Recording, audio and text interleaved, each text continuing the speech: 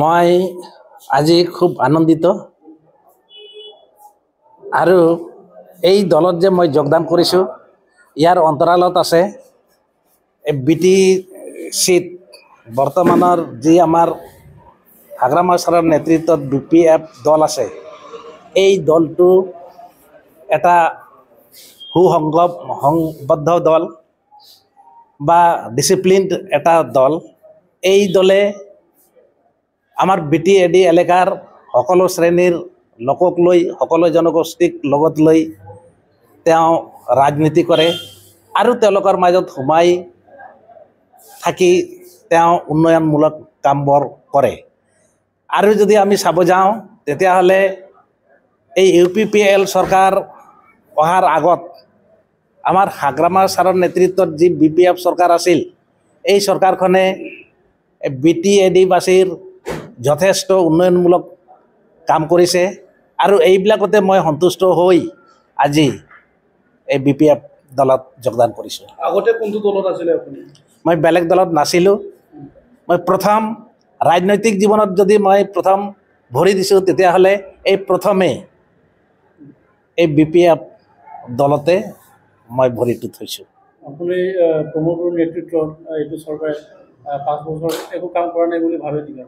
নিশ্চয় নিশ্চয় আজিলৈকে যদি আমি চাওঁ তেওঁ যিবিলাক সপোন দেখুৱাইছিলে সেই সপোনটো এটাও বাস্তৱায়িত নহ'ল। তাৰোপৰি এনেকৈ এই আমাৰ সজা ৰাইজৰ মাজত যিখিনি সৰু সুৰা মানে আন্তঃগাঁথনি যিটো ইনফ্ৰাষ্ট্ৰাকচাৰ বুলি কোৱা হয় এইবিলাক কামো অকণমানো কোৱা নাই। এখেতৰ নেতৃত্বত যি চৰকাৰ চলিছিল মানুহবিলাক একেবাৰে দুৰ্বল হৈ পৰিছিল, তেওঁলোকৰ ব্যৱসায় বাণিজ্য নচলিছিল, মানুহৰ মুখত সদায় এটা দুৰ্বল ভাৱ দেখা গৈছিল। গতিকে এই ছাৰৰ আমলত উন্নতি হোৱা বুলি মই অকণো বিশ্বাস নকৰোঁ আৰু ভৱিষ্যতেও তেওঁলোকৰ পৰা মই একো আশা নকৰোঁ। শান্তি আহিছে বুলি কৈছে, আপোনাৰ মতে কি? শান্তি আহিছে বুলি মই নকম।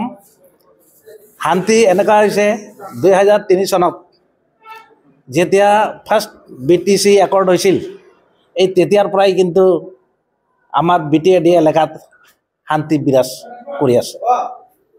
এতিয়া সেই সময়ত আমাৰ হাগ্ৰামা ছাৰৰ নেতৃত্বত যি BPF চৰকাৰ চলি আছিল তেওঁ সুন্দৰকৈ তেওঁ সকলো ক্ষেত্ৰতে ভালদৰে কাম কৰিব পাৰিছিল, কিন্তু মাজে মাজে এই বৰ্তমানৰ যি UPPL চৰকাৰ এই চৰকাৰখনে বিভিন্ন সংগঠন যেনেকৈ FSO আছিল, তাৰপিছত দুই এটা তেনেকুৱা সংগঠন আছিল, সিহঁতক লগত লৈ তেওঁলোকে BTC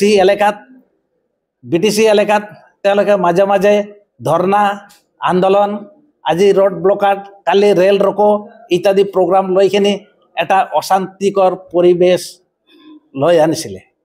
গতিকে আচল অশান্তি কৰা লোকসকলেই যেতিয়া শাসনত বহিছিল তেতিয়া আমাৰ কিন্তু BPF যিবিলাক মানুহ আছিল BPFৰ সিহঁতে কিন্তু তেনেকুৱা ধৰণৰ কোনো কাৰ্যসূচী লোৱা নাই। সেইকাৰণে এতিয়া শান্তি আহিছে বুলি তেওঁলোকে দাবী কৰিব বিচাৰে। আজি আপুনি BPF যোগদান কৰিলে ৰাইজৰ কাৰণে কেনেকৈ কাম কৰিম বুলি পৰিকল্পনা কৰি আছে? মই বিৰাট এটা আশা লৈ আজি এই BPF দলত মই যোগদান কৰিছোঁ। বিশেষকৈ আমাৰ এই BTC বাসীৰ আদিবাসী ৰাইজৰ কাৰণে তথা চাওতাল জনগোষ্ঠীৰ কাৰণে বহুত প্ৰব্লেম আছে। সেই সমস্যাবোৰ এই প্ৰব্লেমবোৰ এই দলৰ জৰিয়তে বা এই দলত থাকি মই সেইবোৰ কিছু হ'লেও সেইবোৰ সমাধান কৰিব পাৰিম বুলি মই আশা ৰাখিছোঁ।